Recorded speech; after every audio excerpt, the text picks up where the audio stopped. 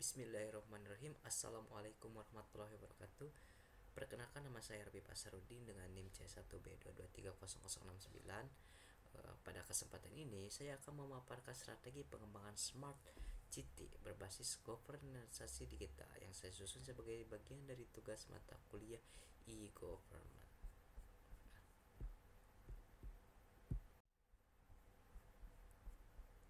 Oke, kita semua tahu gitu, kota-kota sekarang itu makin padat dan kompleks itu.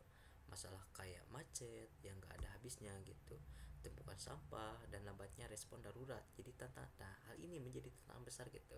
Nah, dengan perkembangan teknologi yang begitu cepat gitu, banyak kota mulai beralih ke konsep smart city, yang dimana kota smart city itu kota yang cerdas gitu, efisien dan terhubung secara digital. Nah, tapi teknologi saja gak cukup gitu. Kita juga butuh tata kelola pemerintahan yang kuat, transparan dan melibatkan masyarakat.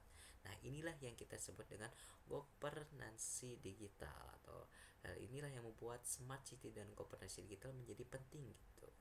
Nah, melalui melalui proposal ini gitu, saya ingin menunjukkan gitu bahwa pengembangan smart city itu nggak cuma soal alat atau aplikasi gitu, tapi juga soal bagaimana pemerintah merancang sistem yang transparan dan partisipatif. Nah, tujuannya gitu supaya layanan publik itu bisa lebih cepat, lebih akurat gitu, eh, dan benar-benar dirasakan manfaatnya oleh warga gitu.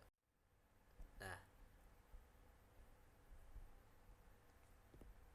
kemudian kita fokus pada tiga pilar utama gitu, bahwa pilar smart city yang diintegrasikan. Nah, pengembangan city yang efektif memerlukan integrasi sebagai utama yang mendukung mendukung gitu. Nah, proposal ini akan berfokus pada tiga pilar krusial gitu yang secara langsung berdampak pada kualitas hidup masyarakat dan efisiensi operasional data gitu. Nah, pertama gitu ada smart traffic management, yang dimana sistem manajemen lalu lintas cerdas memanfaatkan teknologi canggih untuk mengatasi kemacetan gitu dan meningkatkan kelancaran arus kendaraan. Nah, ini mencakup penggunaan CCTV gitu untuk pemantauan real time, sensor lalu lintas gitu untuk mengumpulkan data kepadatan, kemudian dan rekayasa AI gitu untuk mengoptimalkan sinyal lampu lalu lintas serta memproduksi pada kemacetan. Nah, tujuannya adalah mengurangi waktu tempuh dan emisi gas buang gitu. Nah, kemudian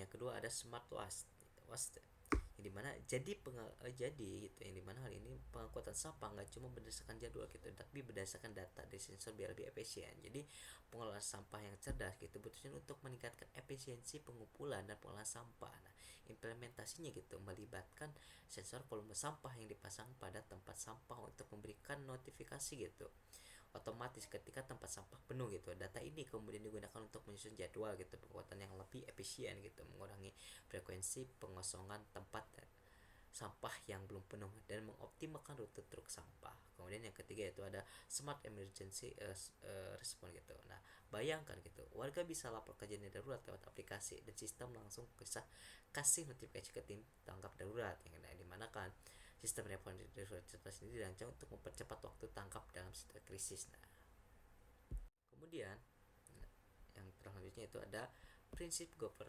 governance digital, yaitu merupakan fondasi smart city yang kuat. Nah, governance digital adalah pelampung gitu dari setiap inisiatif smart city yang sukses gitu. Prinsip-prinsip ini memastikan bahwa teknologi digunakan secara bertanggung jawab, etis dan kepentingan seluruh warga gitu. Nah, semua inovasi ini gitu tetap harus didorong dengan prinsip governance digital, mulai dari transparansi gitu, jadi warga bisa akses data layanan publik gitu, kemudian ada partisipasi gitu, yang dimana masyarakat bisa kasih masukan lewat platform digital gitu.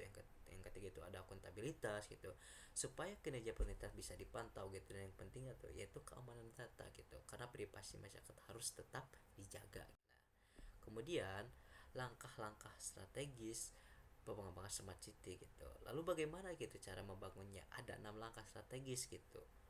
Mulai dari mengidentifikasikan kebutuhan digital kota, kemudian lalu menyusun roadmap jangka panjang gitu, kemudian ada membangun infrastruktur seperti jaringan internet dan data center gitu, sampai menyatukan semua layanan melalui sistem digital.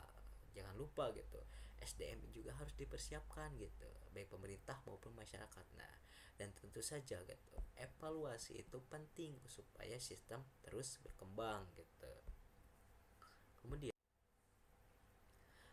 ada nah, kalau kita berbicara teknologi pendukungnya gitu, yang dibutuhkan itu seperti cloud computing mungkin buat penyimpanan data gitu, jaringan sensor alias IoT mungkin untuk memonitoring kondisi kota gitu, dashboard layanan untuk pengolahan terpusat mungkin, dan aplikasi mobil yang bisa dipakai langsung sama warga. Intinya gitu, semua saling terhubung dan user friendly gitu. Nah, kemudian ada tantangan dan solusi gitu dalam implementasi smart city gitu. Nah, tantangannya tentu ada gitu. Misalnya sistem yang belum terintegrasi. Nah, ini bisa diselesaikan dengan standarisasi data gitu. SDN yang belum siap, ya kita bisa atasi lewat pelatihan gitu. Keamanan data jadi isu besar gitu. Makanya perlu sistem proteksi berlapis gitu dan partisipasi masyarakat yang masih minim ya. Yang hal ini bisa didorong lewat edukasi digital dan intensif gitu. Nah, kemudian supaya tahu strategi ini berhasil atau enggak, tentu kita butuh indikator gitu. Contohnya, supaya tahu strategi ini berhasil atau enggak gitu, tentu kita butuh contohnya gitu. Peningkatan kecepatan layanan publik, waktu tanggap darurat yang lebih cepat, indeks keputusan masyarakat naik, dan makin banyak warga yang pakai layanan digital gitu. Nah, mungkin